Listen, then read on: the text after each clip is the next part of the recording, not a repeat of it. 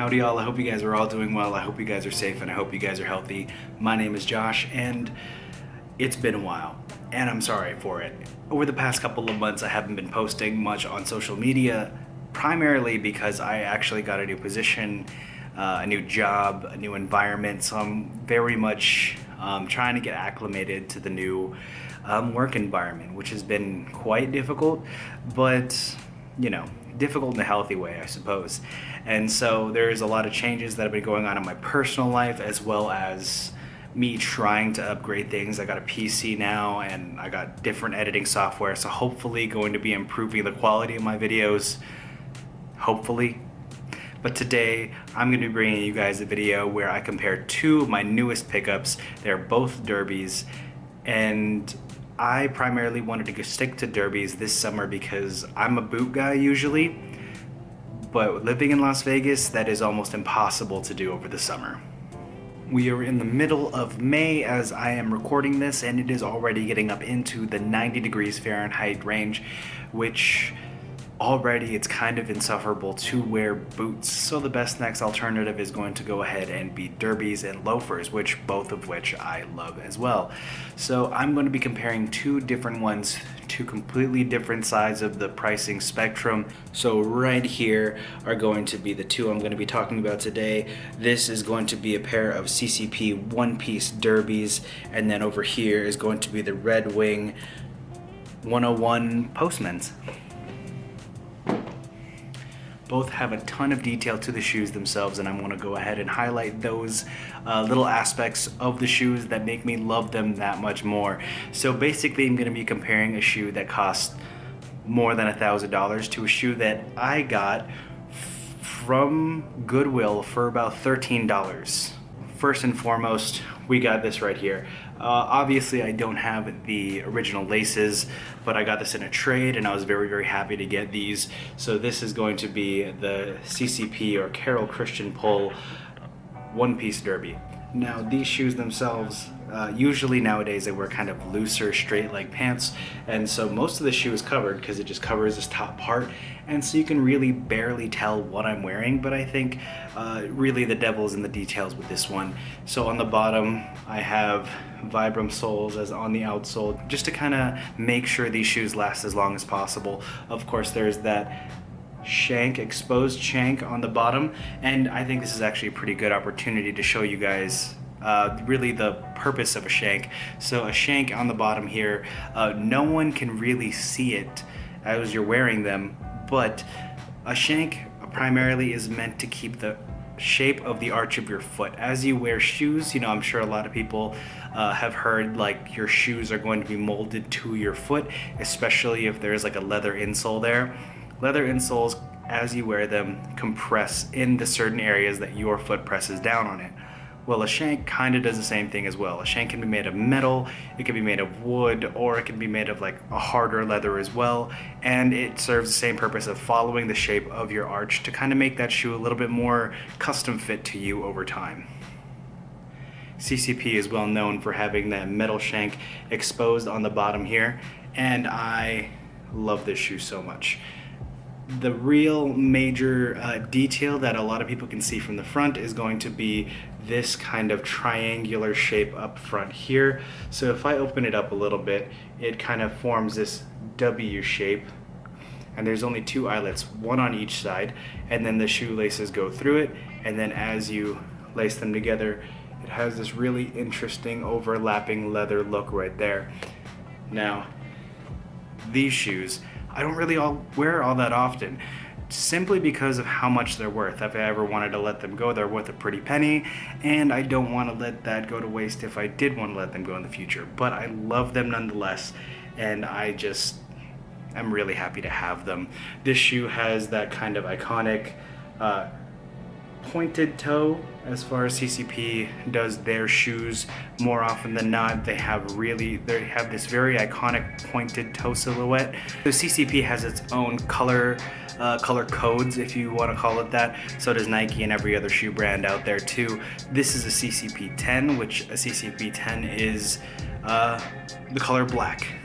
and I got a size CCP 7, which for me, as someone who's basically true to size 9, sometimes 9.5, CCP size 7 works for me in this shoe. So yeah, of course I have an insole in there for added comfort, but that's kind of in a nutshell this CCP shoe. This usually runs on the secondhand market like excess of $1,000, which is crazy to me, and I didn't pay that. I got these in a trade, I think I mentioned earlier, but super happy to have these. But let's move on to the next pair. All right, next up is going to be a pair of redwing redwing 101 postmans. So the shoe I'm talking about is right here.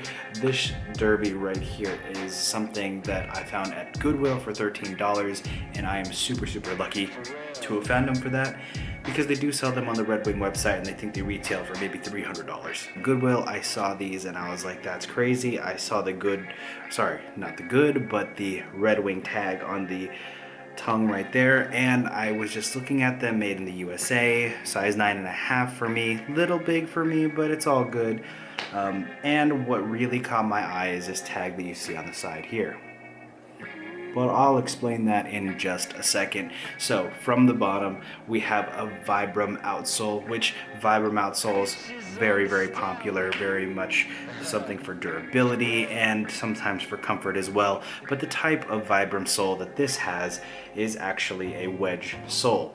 If we go back and take a look at the CCP shoe, you see the heel there, and then from the heel there is this kind of dipping area, and then goes the forefoot, where on the wedge sole, it is just one big it is just a crepe rubber sole, basically a thicker crepe rubber sole that is all black.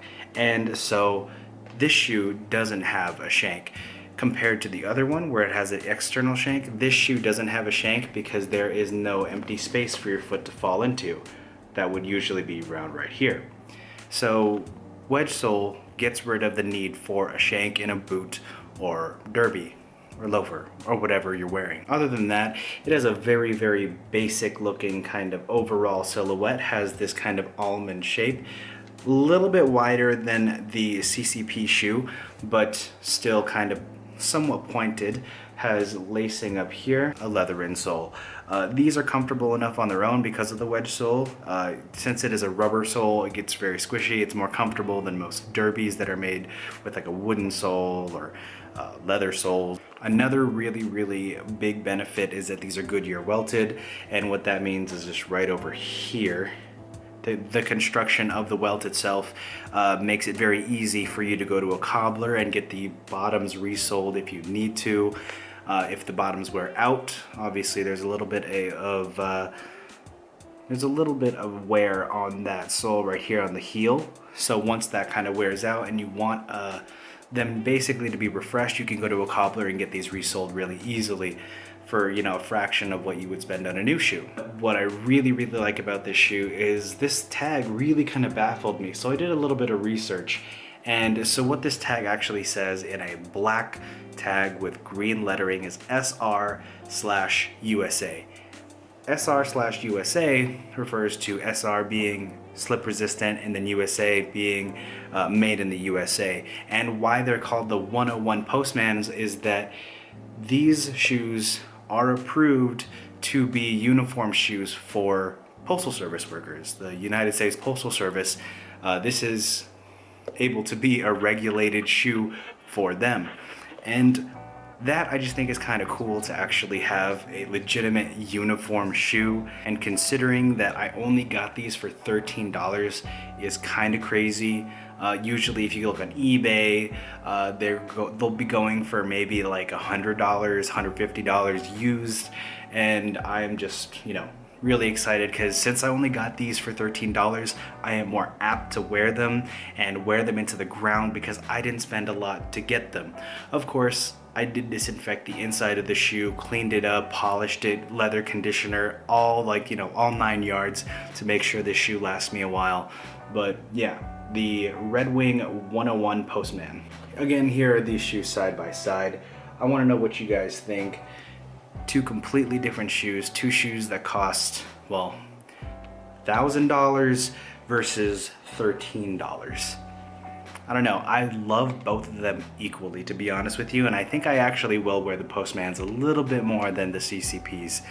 Actually, probably a lot a bit more. And if you guys wanted to see these shoes on feet, I would refer you to my Instagram, these in different outfits and all that.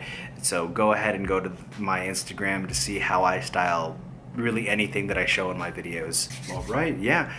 So that's just about all I had to say about both pairs of shoes. Let me know what you guys think, which one you prefer, which do you think is more worth it? I mean, obviously the CCP has so much more work and love put into the actual making of the shoe itself, whereas the Postman has a whole hell of a lot of heritage behind it. So, you know, to each their own. I love them both. But yeah, I appreciate you guys watching this video. If you made it this far, I do have a question for you. I usually wear glasses, but I found that when I'm recording this, the ring light makes this really annoying like circle around my eyes, and I think it's just easier to just do without my glasses. Kind of gets rid of that whole like annoying, distracting circles. But if it doesn't matter, I'll just keep wearing my glasses. It's up to you guys. Feel free to put that down in the comments below. I appreciate your time. You know, follow me on Instagram. You know, I don't even know how to end out my own videos anymore. It's been so long. But I appreciate you guys so very much. And until the next video, catch you guys later.